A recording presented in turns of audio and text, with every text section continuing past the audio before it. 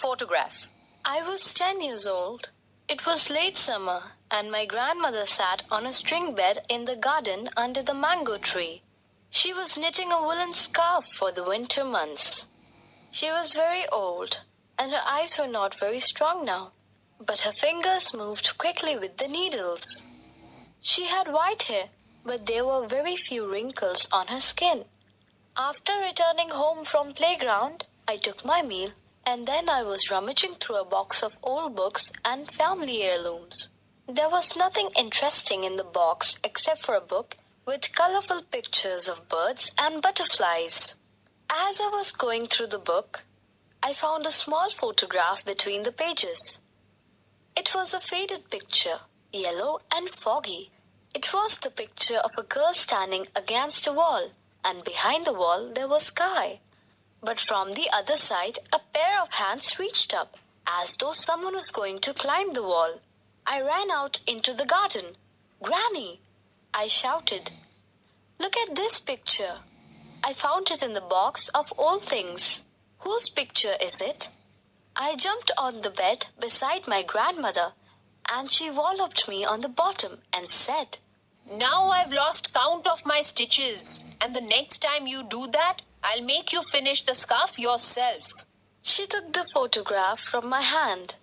The girl had long, loose hair, and she wore a dress that covered her ankles, and there were a lot of bangles on her hands. She stood with her legs apart and her hands on her hips, and had a wide, almost devilish smile on her face. "Whose picture is it?" I asked. "A little girl's, of course," said grandmother. "Can't you tell?" "Yes, but did you know the girl?" "Yes, I knew her," she said. "I'll tell you about the photograph. It was taken in your grandfather's house about 60 years ago. And that's the garden wall." "Whose hands are they?" I asked, coming up from the other side. Grandmother squinted and looked closely at the picture and shook her head. "They must have been the sweeper boys.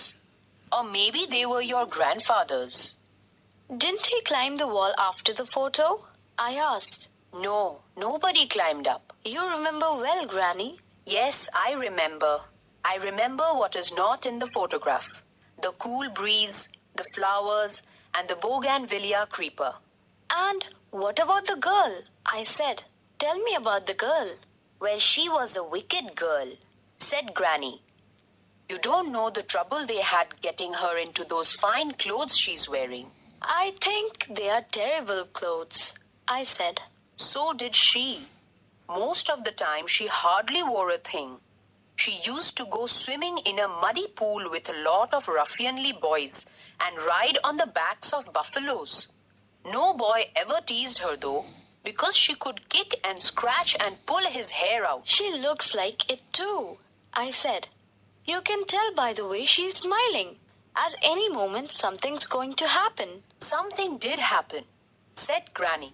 "Her mother wouldn't let her take off the clothes afterwards, so she went swimming in them and lay for half an hour in the mud." I laughed heartily, and grandmother laughed too. "Who was the girl?" I said. "You must tell me who she was." "No, that wouldn't do," said grandmother. I pretended I didn't know.